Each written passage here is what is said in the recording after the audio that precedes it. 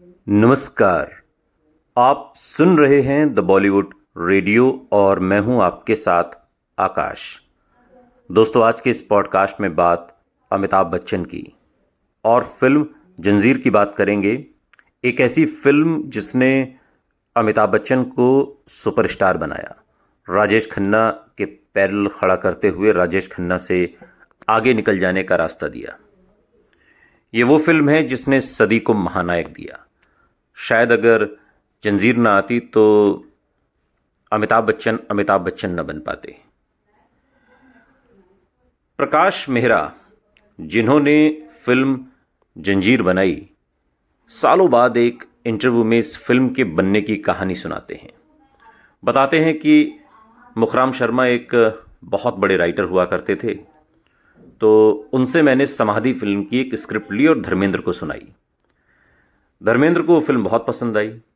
मैंने कहा कि इस फिल्म से मैं बतौर प्रोड्यूसर डायरेक्टर अपना करियर शुरू करना चाहता हूं। प्रकाश मेहरा कहते हैं। तो धर्म जी बोले कि ये स्क्रिप्ट तुम भगवंत सिंह को दे दो, मैं उनको वादा कर चुका हूं। मैंने कहा कि इतनी मुश्किल से अच्छी स्क्रिप्ट हाथ लगी है, ये मुझे बनाने दीजिए।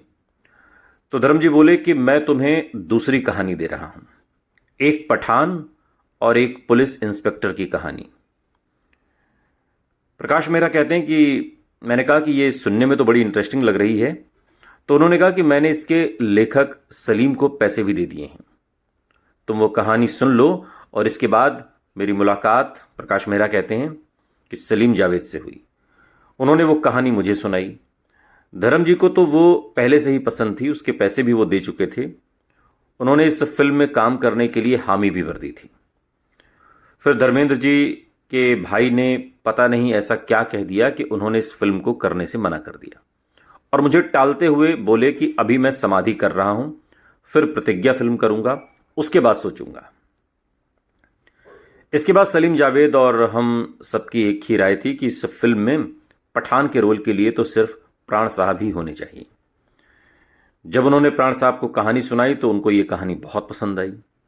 फिल्म में उनका बहुत सपोर्ट मिला और उनका सपोर्ट नहीं होता तो शायद ये फिल्म बन ही नहीं पाती। प्रकाश मेहरा शूटिंग के दिनों को याद करते हुए कहते हैं। प्रकाश मेहरा आगे बताते हैं कि फिर हम देवानंद से मिले।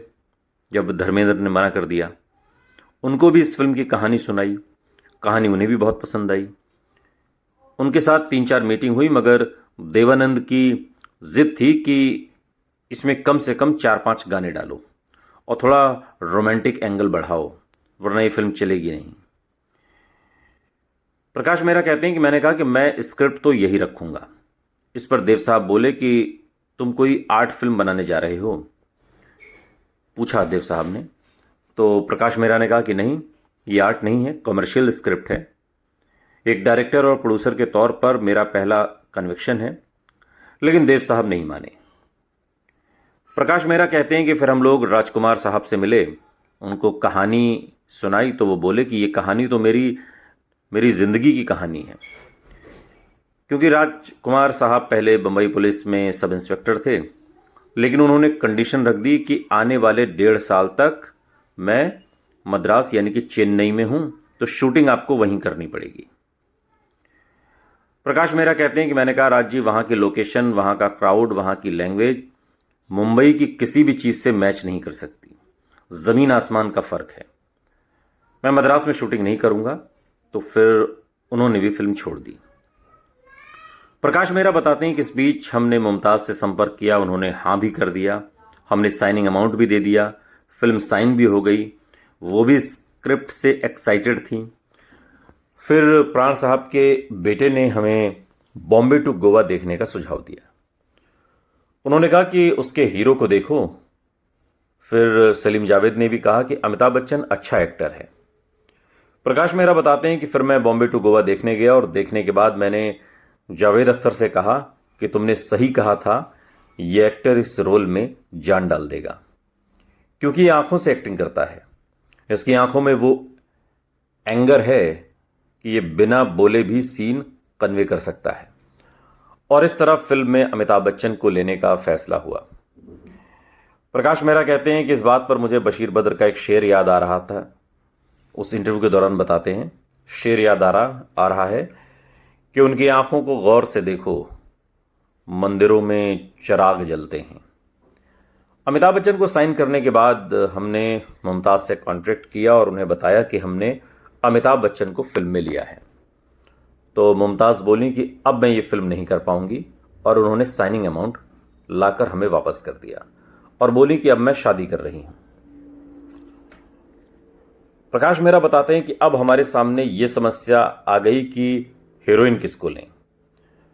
हमने अमिताभ से कहा तो उस ज़माने में उनकी जया भादुड़ी से दोस्ती हो गई थी, जया बच्चन, और मैं वैसे भी समाधि में जया के साथ काम कर ही रहा था। तो फिर जया को अप्रोच किया गया और उन्होंने जंजीर में काम करने के लिए हाँ कर दी और इस तरह से ये सेटअप बनकर तैयार हो पाया। प्रकाश मेहरा बताते हैं कि इस तरह मैंने एक दिन इस फिल्म के बारे में जावेद साहब से पूछा कि उन्होंने कहा कि जंजीर बनने का पूरा क्रेडिट सिर्फ प्रकाश मेहरा को जाता है। ये बात एक इंटरव्यू में बात के दिनों में जावेद अख्तर बताते हैं, जब उनसे पूछा गया कि जंजीर बनने का जो सारा क्रेडिट है वो प्रकाश मेहरा को जाता है, क्योंकि हमने तो सिर्फ स्क्रिप्ट लिखी थी और उस ज़माने में ऐसी स्क्रिप्ट लिखी थी जिसमें न म्यूज़िक था न रोमांस था। ये प्रकाश मेहरा का कन्विक्शन था कि हर हीरो ना करता जा रहा था मगर वो टस से मस ना हुए। उनको इतना कॉन्फिडेंस था कि सब लोगों ने फिल्म छोड़ दी मगर उन्होंने फिल्म नहीं छोड़ी। उन्होंने कहा कि यही बनाऊंगा, चाहे नॉन सिलेबल एक्टर के साथ बनाऊं, क्योंकि मुझे पता है ये बहुत बड़ी हिट होगी। और उसके बाद आप जानते ही हैं कि जंजीर किस तरीके से हिंदी सिनेमा के पटल पर एक नया सितारा दिया अमिताभ बच्चन के रूप में एक angry young man Amitabh Bachchan.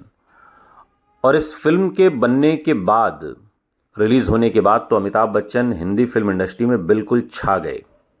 और फर्ज कीजिए अगर ये फिल्म अमिताभ बच्चन को न मिली होती तो इससे पहले कि उनकी सारी फिल्में, अगर आनंद को छोड़ दिया जाए जिसमें उनका सहायक रोल था, आनंद को छोड़ दिया जाए तो उनकी कोई भी फिल्म हिट नहीं हुई थी। सारी की सारी फिल्में सुपर डुपर फ्लॉप रही थी। वो बहुत परेशान थे, वापस बनारस लौटने की तैयारी कर रहे थे, लेकिन तभी प्रकाश मेहरा ने जंजीर ऑफ़र की और जंजीर जिस तरीके से बनकर तैयार हुई, खासकर प्राण साहब के साथ अमिताभ बच्चन की जो केमिस्ट्री इस फिल्म में, आपने अगर ये फिल्म देखी हो, और जया बच्चन तो जया बच्चन है, हालांकि तब दोनों की शादी नहीं हुई थी, लेकिन ये पूरी फिल्म अमिताभ बच्चन के कंधे पर रख कर तैयार की गई और अमिताभ बच्चन ने बता दिया कि मेरा कंधा बहुत मजबूत है।